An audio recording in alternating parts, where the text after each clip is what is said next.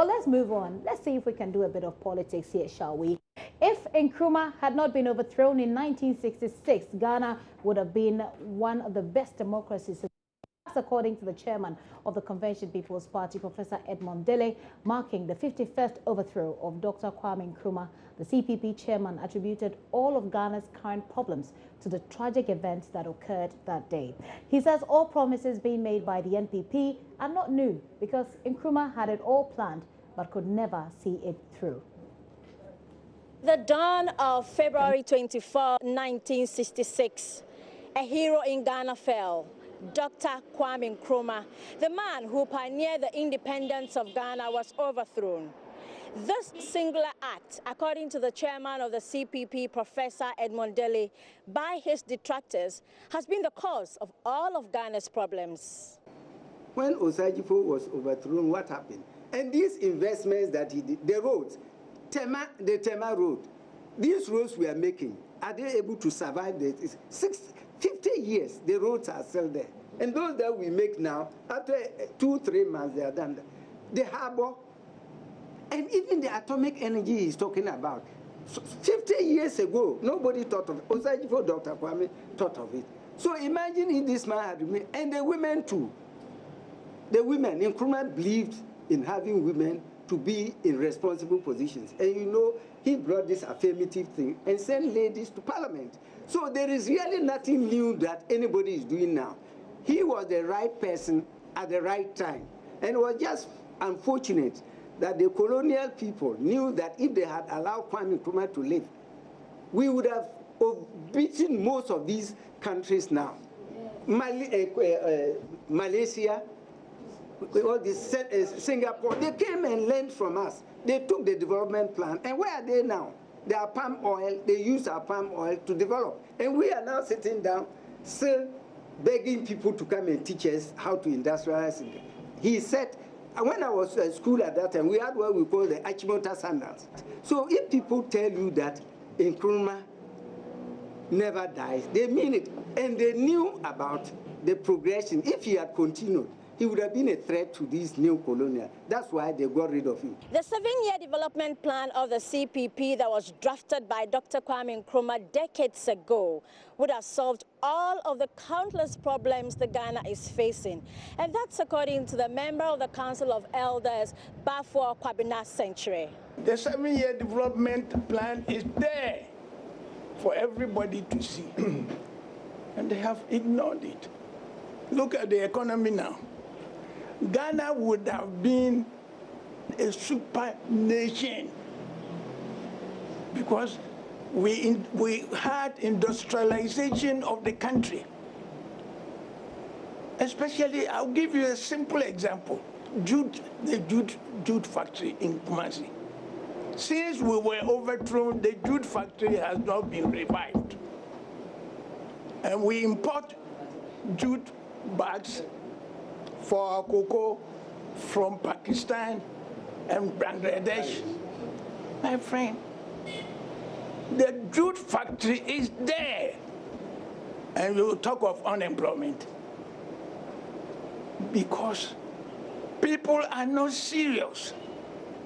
They are only interested in leading the nation, that's all. But to make the people happy, no government after Nkrumah has created any atmosphere for peaceful enjoyment by the masses of the Ghanaians. Chairman of the Legal Affairs Committee of the CPP, Dr. Bright Akwete, believes some foreigners have conspired with some Ghanaians to ensure that the CPP never comes to power. And his reason? We don't have full control of this country. Because in current times, if those we call development partners don't bring us money, our economy runs aground. Ghana now, we have created laws, particularly laws under the first parliament of the Fourth Republic, for foreigners to take over our country with our blessing. Come into Ghana by law, bring in any money you like. When you finish trade, take all your profit away, but don't pay tax for 10 years. It is our law that we have made ourselves. Western countries, for CPP to come back to power, they don't like it. So we have people from there directly working with Ghanaians, some of whom call themselves CPP members, to come and sabotage the CPP, let it look divided, destabilize it, so that we don't come back again. Because when we come back, we will make you proud that you can manage your own economy. So they are using all sorts of subterfuges in this country, through foreigners and through Ghanaians, to destabilize us. So then they have seized all our properties. So the wherewithal we need to move has become a problem. And they are working with foreign interests just to disable us from making Ghanaians know more and more of what you are saying. But there are monuments, they are there, and time will tell. We are only waiting for a few events to happen. Time is running out for Ghanaians, according to the CPP. And the earlier the party is allowed to govern Ghanaians, the better, according to the CPP. From the headquarters of Dr. Kwame Nkrumah's CPP, my name is Hannah Odame for Joy News.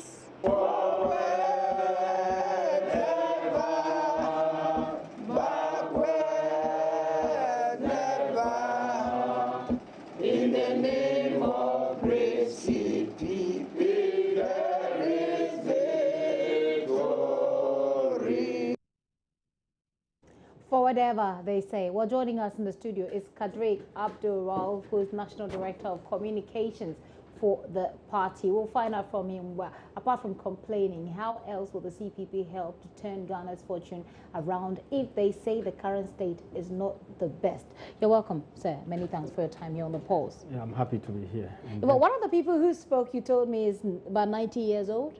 Yes. Is 90 years old. Yeah, does that reinforce for you? Does that reinforce this perception that a lot of people have that CPP is a party for old people and that you're living in the past, which is why you're bringing up all of these as problems? Well, I don't think that is the best way to view it. In the CPP, we have a policy of intergenerational integration.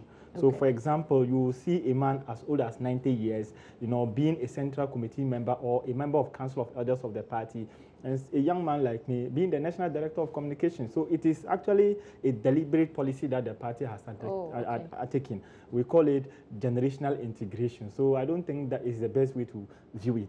I see. Now you're saying that there are so many plans that Dr. Kwame Nkrumah had. Of course, Nkrumah is dead a long time ago.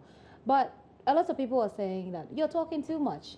You can't seem to put your party in order to be able to win or to be able to produce a precedent for the country. But you keep complaining. How are you making sure that you can, at least for the start of the solutions to the problem, make us or produce a precedent from your party? Why is it so difficult for the CPP to win an election? Well, first of all, before I say anything, I need to state very emphatically that in the CPP circle and the progressive circles in this country, we find today to be Ghana's day of shame. And we call this particular day Ghana's day of shame because it was this particular day, on the dawn of Thursday, 24th February 1966, that a group of, surrogates and marionettes in this country collaborated with their foreign and external masters, and they subverted the true and actual aspirations of the Ghanaian people in their march for a fuller and a better life. So on a day like this, we should be saying sorry to ourselves as a people, because it has now been accepted the world over that the overthrow of the government of Kwame Nkrumah actually had sent the development clock of their country several years backward. And then we can see evidences today. Now, to respond to your question, the fact that Kwame Nkrumah is dead and then gone doesn't mean that the ideas for which he stood for are also dead. So, for example, Jesus Christ has been dead for several centuries now. But would you therefore say that Christianity should not be treated as something valuable again? Prophet Muhammad, he has died about 1,400 years ago, and Islam is gaining currency and then grounds. One thing Ghanaians must appreciate about Kwame Nkrumah and Nkrumahism for that matter is that it is a body of consistent thought system. You understand? Kwame Nkrumah, when we say Nkrumahism, it is not a brand name. It is actually a volume of thought system that is meant to lift people from one stage of development to another stage of development. And it cannot be said that the dying of Kwame Nkrumah has rendered, that vision, something. Well, that's why the CPP is there. The CPP is there, and it should be a sign of his legacy. But a lot of people are disappointed. Sure, as for the disappointment, is there. But what has to happen, in fact, and what the leadership of the Convention People's Party is doing, is to engage in massive organization. Because Nkrumah himself, in his wisdom, he has stated very clearly that organization decides everything. And we agree that over the period, we have dwelt so much on Nkrumah to the neglect of organization. But this time round, you would also recall that the Convention People's Party has been bedeviled with so many internal insurrections. But now we have been able to achieve a certain level of stability and peace in the party. Is that so? So yes, there's now relatively peace in the party. And then on that piece... What caused the instability in the party? Oh, no, the instability is always expected. So, for example, in the NDC... Leaders? I'm coming. I just want to explain the instability. In all political parties, you know, there's something we, Nkrumah, and in the Marxist circle, we call thesis and antithesis. That brings about development in society. So as for struggle will always be there. But if you are able to silence it in a way, then you can build upon it and then change the status quo. So you could not keep somebody like Dr. Kwame Nkrumah. Samia Nkrumah won a seat, but she lost it. Really, the CPP... No, it is not about keeping Dr. Ndum or Samia winning an election. I'm talking about the instability in the CPP. The instability in which CPP. Which Nkrumah won't be happy about. Or even under Kwame Nkrumah, there were instances where there were serious instability and then disagreement in the CPP. But the point that I want to make is this. The disagreement in CPP is not something that should actually preclude us from organizing to make our party win some. You want to know what the CPP can do to produce president for this country. And I agree, over the period, probably, we have not done what we are supposed to do as a party to be able to win the confidence of Ghanaians. And personally, I feel so bad and sad about that. But I know the kind of strategies and the ideas that the leadership of the party is now putting in place to ensure that we can give a face uplift to the Convention People's Party. And I think that we are on course. It is going to be a very difficult and daunting task, but no matter the danger for the trade, our stakes are high. Okay, I've got two final questions for you. My first is, what really are you suggesting to be solutions to the problems that you say we are facing, which you say Nkrumah would have given solutions to? What really are you suggesting to be the solutions to all of those problems that you've lined so for example, you look at it this way. In 1963, World Development Reports indicated very strongly that Ghana was one country that spent more on educating her citizens than any other country in the world. Now, you will recall that under Kwame Nkrumah, Ghana was able to produce this thing in terms of boatyard. We were able to build ships in Ghana here. That was in the 1960s. In the 1960s, we were building radio, we were building televisions. In the 1960s, Ghana was doing so many things. So in 2017... But in the year of the Lord, 2017, Ghana, even toothpick and toilet paper, we have to import it from China.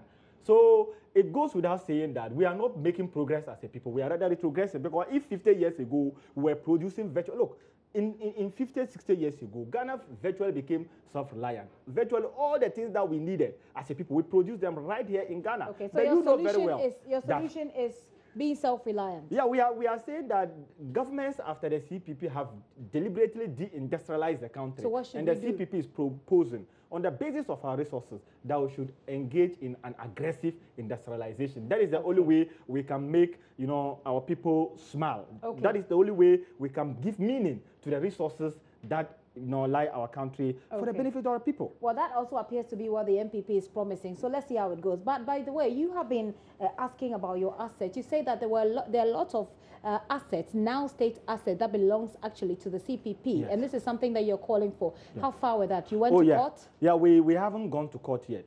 We wanted to do outside court settlement. But it's becoming very obvious than real that strategy is not going to work. So what we may have to do is to engage in a legal banter.